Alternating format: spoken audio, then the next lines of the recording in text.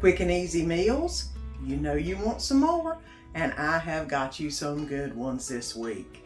Hey friends, my name's Susan, and welcome to my home. Today I've got you 4 quick and easy meals that we made this week that your family's gonna love. It's hot outside, so let's try not to heat up the kitchen too much while we're making some good food. So let me get this ponytail up and let's get to making some amazing quick and easy recipes. Come on, let's get to cooking. I've made this recipe quite a few times in the oven, but I've not made it in the crock pot yet. And y'all know it's hot outside, so it's time to make a few things in the crock pot that you normally wouldn't. I have got green chili chicken enchiladas going on right here. I've got 2 chicken breasts from rotisserie chicken, some sour cream, green chili sauce, green chilies, 8 ounces cream cheese, some taco seasoning, and some Fiesta blend cheese. Very cheesy and very good. Let's get it in a pan to warm up, and then we'll pop it in the crock pot. I just realized something. I don't need the taco seasoning. It's got enough in everything, you don't need it. So let's go ahead and get started in the pan. I have got the 2 chicken breasts that I got off of the rotisserie chicken I'm putting in. I'm going to go ahead and add in the whole can of green chilies to the mix. I'm going to add in 2 tablespoons of sour cream, and they are heaping tablespoons. I've got there we go. And I'm going to add a little bit of the green chili enchilada sauce in here, just a little bit, just to help liquefy it up just a little bit. I'm going to go ahead and get that heated up, and then add in the cream cheese. Once that gets heated, it's starting to heat up. I'm going to go ahead and add a little bit more of this. I usually do about 1/4 of it in here. Didn't quite do 1/4. That way it will get a little bit smoother and richer whenever it heats up in the pan. So in this recipe, you do need to do the pan first, and then we'll put it in the crock pot. You do not need to put it in the oven, which makes it so good because you don't have to heat that up, because that heats the whole house up. I'm going to go ahead and tear off the cream cheese into the mix. It is starting to boil, so I'm going to turn it down just a little bit. It's a little bit hotter than I would like it. This cream cheese will cool it down once it hits, but it won't take it long to melt into everything. So we can get this bad boy in the shells and in the crock pot. Now here was what it looks like whenever it's boiling and everything is pretty much melted together. There's still a few little cream cheese areas. Just mush them together, get them all well absorbed in the rest of the mixture. And now it's time to get this in a burrito shell. The first thing I'm going to do is line the bottom of the crock pot with a little bit of this green chili sauce. That way the tortillas don't stick. Now you can make burritos, you can make enchiladas. This is supposed to be green chili chicken enchiladas, but y'all know, if y'all have ever seen me make it, they don't look like enchiladas very much. So I'm just going to do them in long tubes, kind of like a taquito, but just long. Fill it up where it's all the way down, and now I'm going to roll it up, starting with the side, go all the way under, and just roll it. And then we'll put it in the crock pot. I am going to put seam side down and see how many I can get in this. I want to try to get 4 in here. This is one of my smaller crock pots. We'll see how many I get. Well, they're not the prettiest, but I got them all in. I'm going to go ahead and add over top of them the rest of the green chili chicken enchilada sauce and at least 2 cups of the Mexican fajita cheese. Love this stuff. I'm going to put it on top. I don't know if you can see. There you go. I mean, that looks amazingly good already. This is going on high for about an hour, low 2 hours. That's all you need. All it needs is to melt the cheese because it's already cooked. Let's go ahead and get the lid on this and get this a cooking. And an hour later, here's what it looks like. It's not going to get crumbly and all kinds of good stuff cheesy on top, but this is about to be put on a plate. And this is what it looks like out of the crock pot. This is truly a family favorite.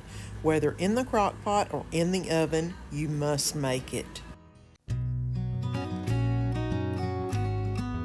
And I am going to make some taco bake. The Mexican lasagna of your dreams is going to happen right now. I've made it many times before, but you know, I haven't made it in a while, and I was wanting some. So I've got some taco seasoning. I've got some onions, rotel, Mexican style, lime and cilantro. I've got some Cholula, some Tabasco, Fiesta blend cheese, and a little bit of taco sauce. And of course, I've got some hamburger frying up in the frying pan. I'm going to go ahead and get this browned up, and then I'll show you what I add next. I have browned the ground beef. I have poured off all of the grease from it. I'm going to go ahead and add in some taco seasoning, about what a packet would be. You know, 1 packet for 1 pound of ground beef. I'm also going to go ahead and add in some onion. I've got about half an onion chopped up that I'm adding into this. Yeah, probably about that much. You can add what you like. If you don't like onion, don't add it. We do. We like onion in our taco bake, and this is just the way I've made it for years. I'm going to go ahead and get this sauteed up just a little bit. I do like to add a little bit of water whenever I add my taco seasoning in. I would say about 1/4 cup that I'm going to put in this. You just want it to be able to cover the hamburger a little bit. That way the seasoning itself can dissipate into the water and then cover the hamburger meat.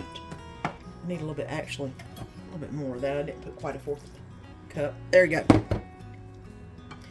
I'm going to cover this up and let this cook for just a few minutes while the onions get nice and opaque and cook down, and then it'll be time to assemble the taco bake. There's something I left out of the lineup earlier, and that is some Burrito Grande flour tortillas. You have to have those to make the base.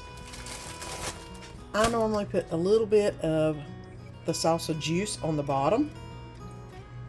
That way it's not going to let it stick, because you don't want that. And then I put the first shell in and start layering everything after that. First thing I'm going to put on this is some of the rotel, the actual rotel.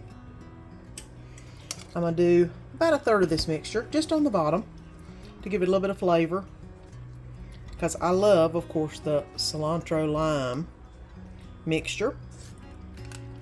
And I tried to, like I said, break it up into 3 different sections. We've got that in. The next thing I'm going to do is put about 1/3 of this hamburger meat that has the taco seasoning and the onion in. So I'm going to pop that in, which doesn't take long. And I'm going to layer it out.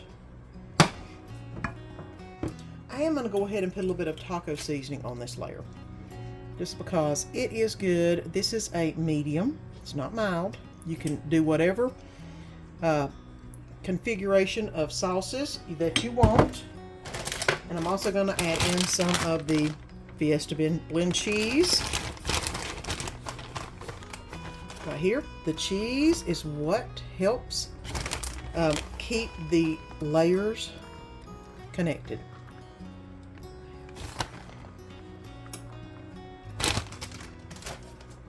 Squash. Now the next thing I'm going to put on is another layer, and we're basically going to layer it up just like we did the bottom layer until all 3 layers are done. Now this is the middle layer. Along with the taco sauce, I'm actually going to add a little bit of the Cholula and the Tabasco. You could add poblano sauce, you could add whatever you wanted to, but I usually like one of my layers to have a little bit more spice. And then I'm going to finish up the last layer of the taco bake. Now we've got the last layer loaded up. I'm going to add a little bit of the taco sauce on top also. Not a whole lot, just a little bit. It's all you need. And of course, top it off with some cheese. I have been preheating the oven for 350 the last little bit, and it is ready for this to go in. Put a bunch of cheese on the top because it just makes it so good. I'm not going to cover it because I want the cheese to melt.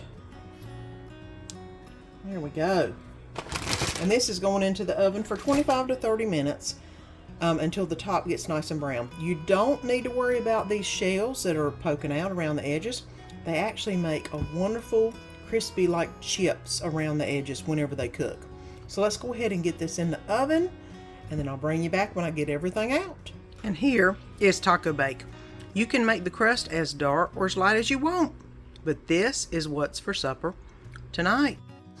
Another family favorite. We love this recipe. You can make it in a crock pot, but the crispy edges are better in an oven. And what's the quickest way to make some barbecue chicken sandwiches? That is pulled chicken barbecue chicken sandwiches. Is some frozen chicken breast, some teriyaki or some barbecue sauce of your choice, and a crock pot. It doesn't take long to get these done. My chicken breasts are frozen, and I am going to put them in frozen. I'm going to fill up the bottom of this crock pot with some chicken breasts. I think about 3 probably will do it.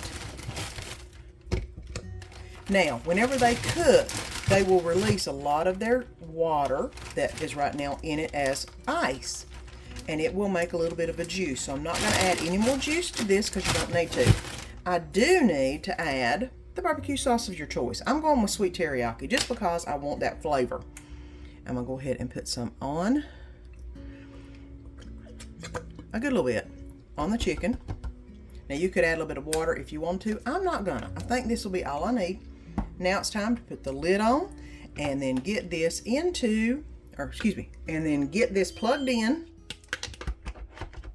And it's time to let this start cooking. And I've had it on high for about 4 hours. It's time to get this shredded up. I'm just using a meat masher. And I'm gonna get in here and mush the chicken up, just like this. Now the one thing is, once you get it all shredded up, you leave it in the juice so it can absorb all of that good juices. Won't take it but a second, and then we'll get it on some sandwiches and it'll be ready to eat. A quick and easy barbecue chicken sandwich. Can't get any easier than this. Beautifully tender and so good. And it's time to make a quick meal. I am going to make some Big Mac egg rolls. Seems pretty simple and straightforward. I have got some hamburger meat over here in the frying pan starting up. I've got the only egg roll wrappers I could find. I hope they're good. I've got some cheese, a little onion, and some secret sauce instead of making my own Big Mac sauce. But you know, you could do whichever way you want.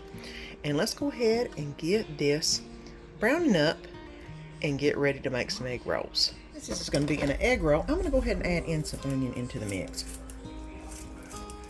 That way, we can get some of that wonderful onion flavor. And you know, onion just goes hand in hand in an egg roll, I think. I'm just going to put a little bit in, not my normal. That way it can cook down with the hamburger meat and give it lots of good flavor. I may put another slice in there, small slice, because it looks like it could use a little more, and y'all know how much I love some onion. Alright, there we go. I'm going to go ahead and let this brown up, let the onion get nice and opaque, and then it'll be time to make our Big Mac egg rolls. And I can't wait because I am hungry. Let's go ahead and get this egg roll together. I have got this egg roll sheet that I'm putting down. Turn it like that. I'm going to go ahead and put down my cheese, which is just American cheese, and then a spoonful of the hamburger mixture in here. Well, more than a spoonful, about 2 spoonfuls. The hamburger mixture. You know me, I'm going to try to overstuff it because I always do. Then I'm going to go ahead and put a little bit of water on the edges. That way it'll help it seal. And y'all, I don't have a fryer. I wish I did. I don't. but I'm gonna just use one of my deep pots and do that. I'm gonna go ahead and hook that up, and try not, well, that's the fattest egg roll I ever seen, but you know what? It'll work. Let me do a few more, maybe make them a little bit thinner, and then I'll bring you back when I put them in the fryer. I've did 2 triangular, and I'm about to do the second one long ways. This seems to be the best way to do it. I'm gonna go ahead and put the cheese down, put about a spoonful of the hamburger meat in the middle. I'm gonna put this kind of up toward the edge. There we go. Get a little bit of water on all 4 edges. Okay, and then I'm going to roll it in and then start rolling it from the side. And this seems to make it a little bit smaller. There we go. More like an egg roll. There you go. A little bit better than the big fat one. That's okay. Let me do a few more, and then we'll bring you back when we put them in the oil. And I've already fried the 2 triangular ones. I'm actually turning it down just a little bit because I had it up pretty high, and it didn't need to be quite that high. I'm going to go ahead and start putting in the long ones. It ain't going to take long. I tell you what, they pop up real quick.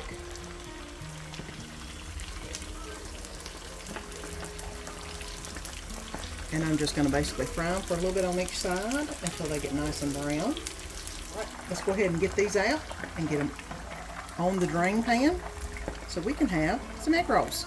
And here's what they look like out of the fryer. One of them decided to open up, but the rest of them don't look too bad. I do like the long version better than I did the triangular version. So they look pretty good. So let's get them on a plate with some of the secret sauce to dip them in. I did not add any pickle in this because Danny doesn't like pickle, but it did taste like a Big Mac when you dipped it in the sauce. It was good. I told you those recipes were so good. And if you haven't already, press that little button down below and subscribe. Press the little bell notification and the all so you can get notified each time I put a new video out. And of course, reach out to me in the comments or even on Instagram. I respond to every comment personally and love to hear from you. So until next time, see you then.